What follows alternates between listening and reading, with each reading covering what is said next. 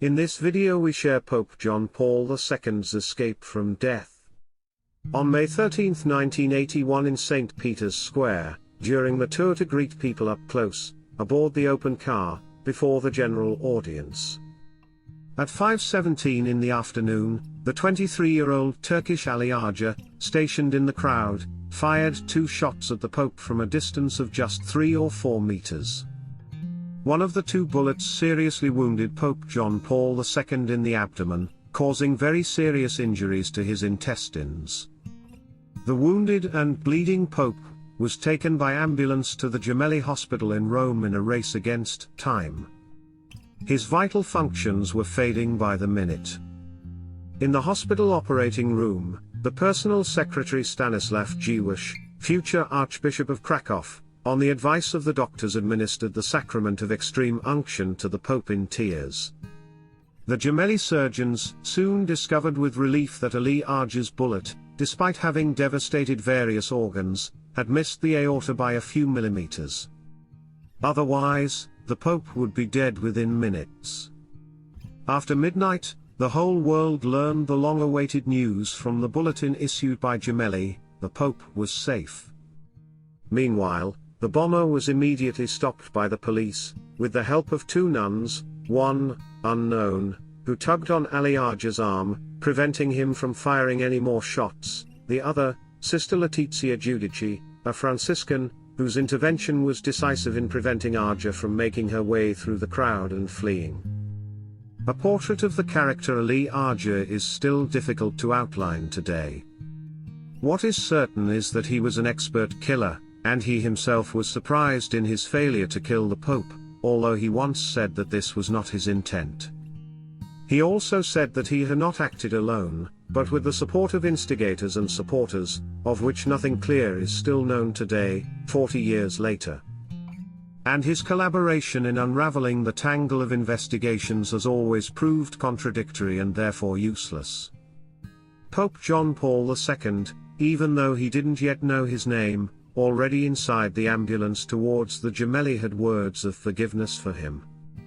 And on December 27, 1983 he even visited him at the Rebibbia prison in Rome for an intense 10-minute face-to-face conversation of which the Pope reported almost nothing to others.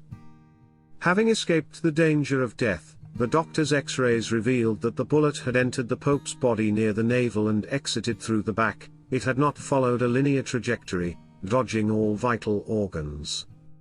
So it was that while meditating on what happened, during the days of hospitalization at Gemelli, John Paul II soon developed the conviction that one hand fired, another diverted the trajectory.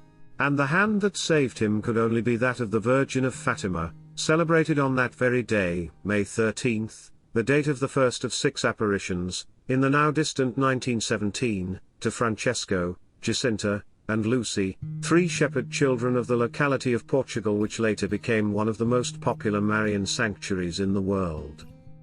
The treatment of the wounded and debilitated Pope took longer than expected, until June 3, when Karol Wojtyla left the hospital.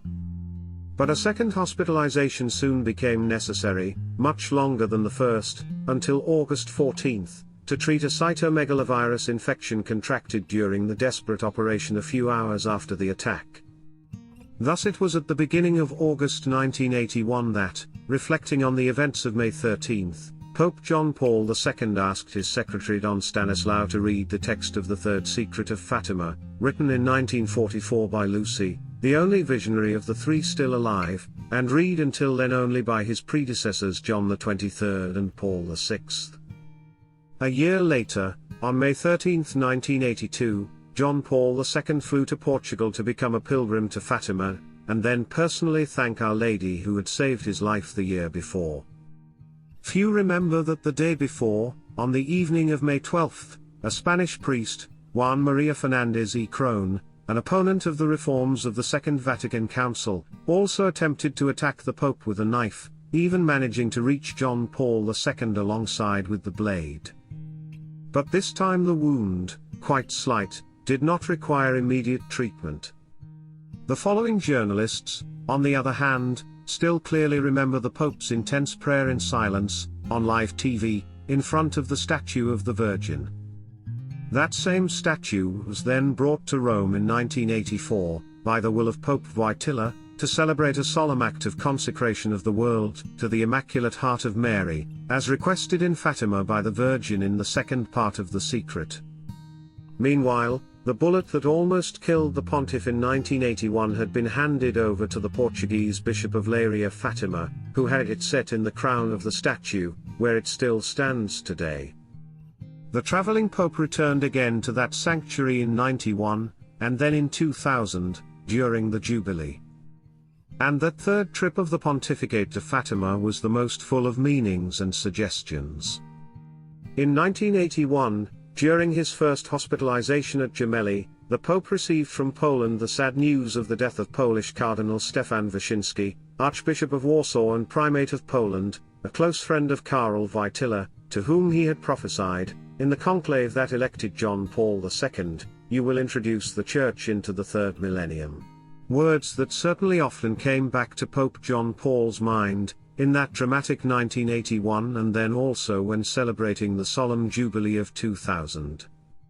In Fatima, on May 13, 2000, John Paul II not only beatified the shepherd children Jacinta and Francesco, who died in infancy shortly after the apparitions of Fatima.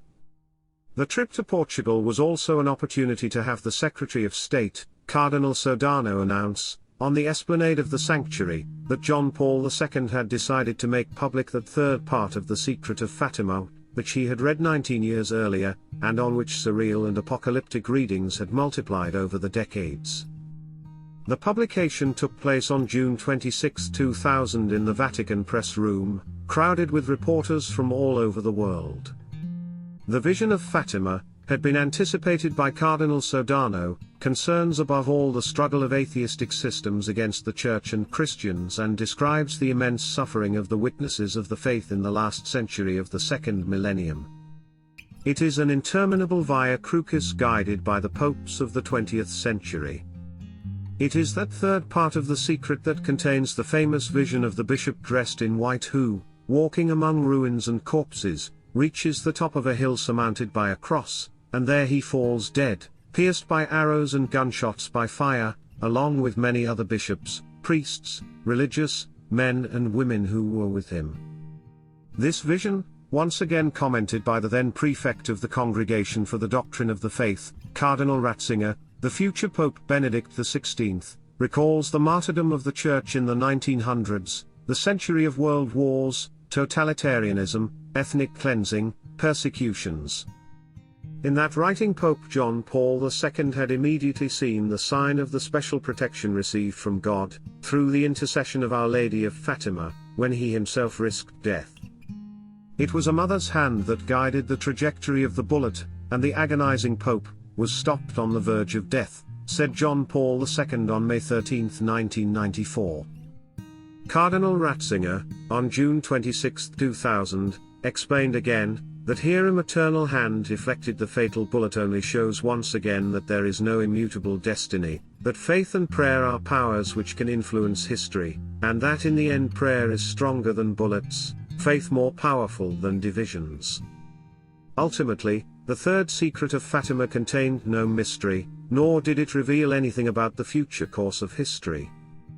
What remains, concluded Ratzinger, is the exhortation to prayer for the salvation of souls, and in the same sense the call to penance and conversion. Sister Lucy died in 2005, accompanied by rumors and inferences about an alleged fourth secret of Fatima never revealed. 41 years have passed since the assassination attempt on the Pope on May 13, 1981, and her background remains many and obscure.